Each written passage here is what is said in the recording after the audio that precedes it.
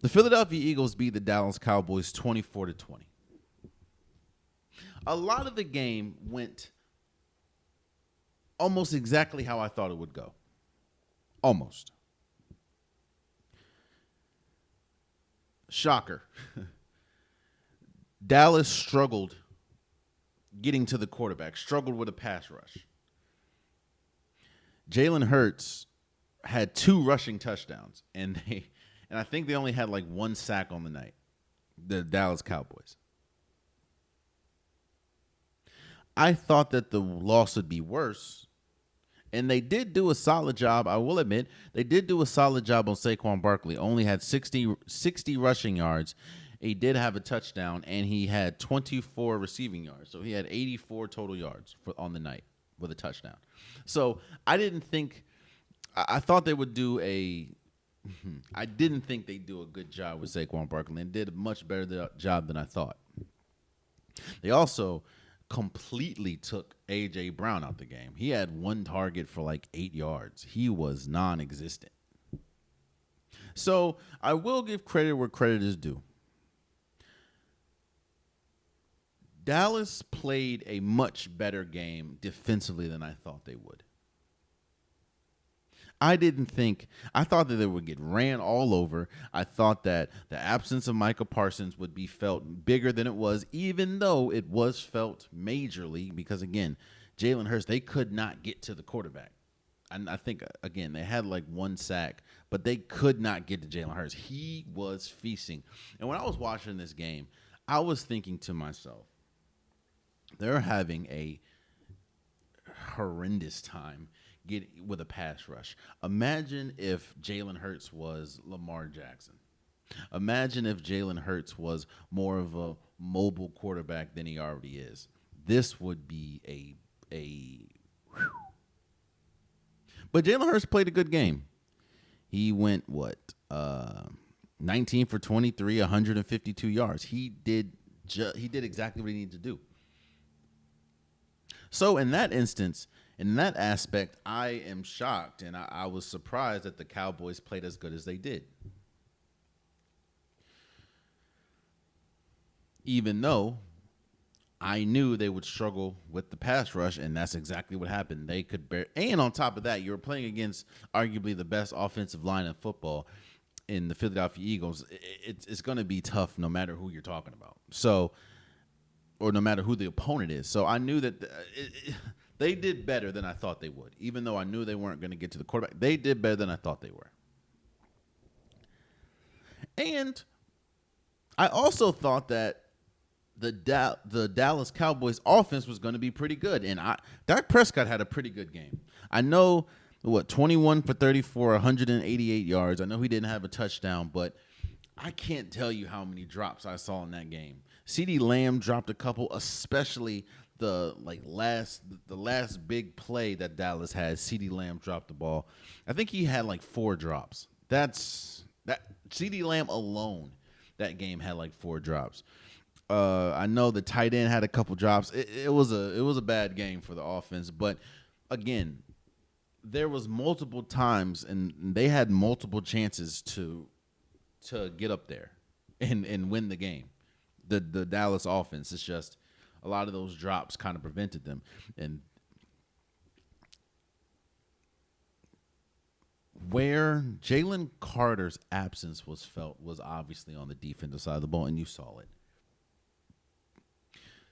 Dallas was running up where Jalen Carter would be. Dallas was running circles around the Eagles' defense. And on top of that, we saw. I know that Dallas lost a lot of their defensive pieces to free agency and stuff like that. Adoree Jackson, please step to the podium. Yo, they looked at Adoree Jackson like he was a buffet. Every single big play that Dallas hit had to be on Adoree Jackson. Or Adoree Jackson was called for a holding penalty. It was just a tough night for him. It was a tough night for the entire Eagles defense, and that is because one, obviously, they lost a bunch of pieces, and it's going to take some time. But it also was the fact of your best defensive player took himself out of the game before the game even started. Your whole defensive scheme is centered around Jalen Carter. And the fact that he's not there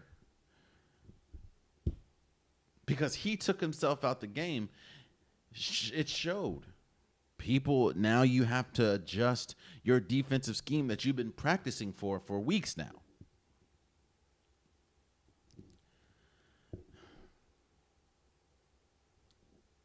Again,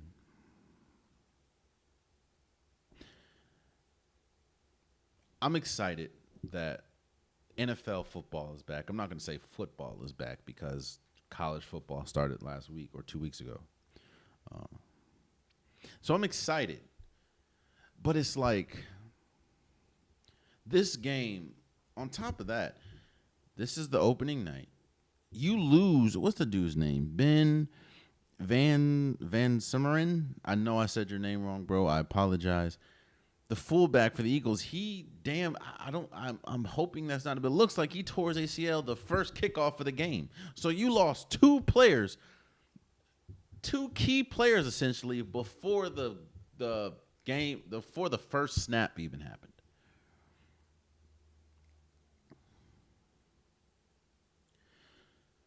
I'm sure we're going to move on from it. I think he's going to be suspended a game.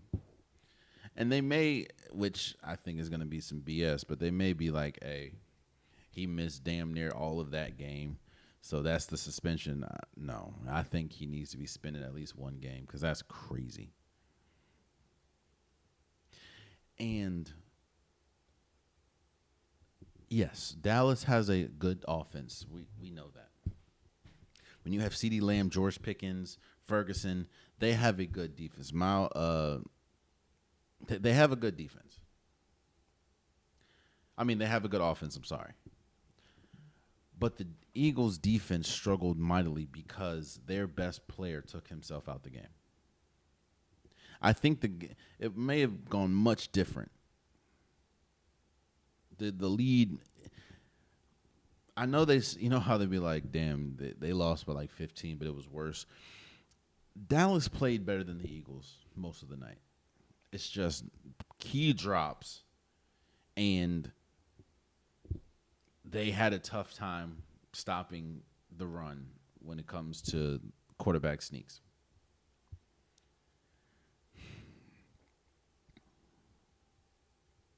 It just sucks because, again, the reason why I started this episode with that, the reason why you're hearing most of the national media talk about it, because this is a huge thing. And obviously, with any player spits on another player, it's talked about. But we're talking about Jalen Carter, the Eagles' best defensive player, arguably the best defensive tackle in football. Took himself out of the opening game and spit on Dak Prescott. Now, yes, I saw Dak Prescott spit on the ground, but the ground ain't me. If someone spits on the ground, cool. All right. If somebody's spitting, talking, if we're going like engaging in verbal back and forth and they spit on the ground, okay, that's a form of disrespect. But again, spitting on the ground is much different from spitting on me. And you got to know that. And you got to understand your importance to your team. Because trust and believe, if CeeDee Lamb didn't have 4 drops, more than likely this be a whole different conversation because Dallas probably would have won that game. That's how good Dak was playing. That's how good the offense looked. And George Pickens, he was almost non-existent as well. I think he had maybe 1 or 2 catches. But they would have won the game. If Ferguson didn't drop, 2 passes, I think, one of them being a touchdown, maybe 3 passes. I know one of them for sure was a touchdown. The game would have been much different. Then we would have been fully putting a spotlight on the Jalen Carter incident. Again, I'm sure that this is going to be over by the end of whenever the suspension is, if it's going to be suspended or not. At the time of this recording, nothing's happened, so I don't know. Oh, man, you stayed to the end of the video. I appreciate you.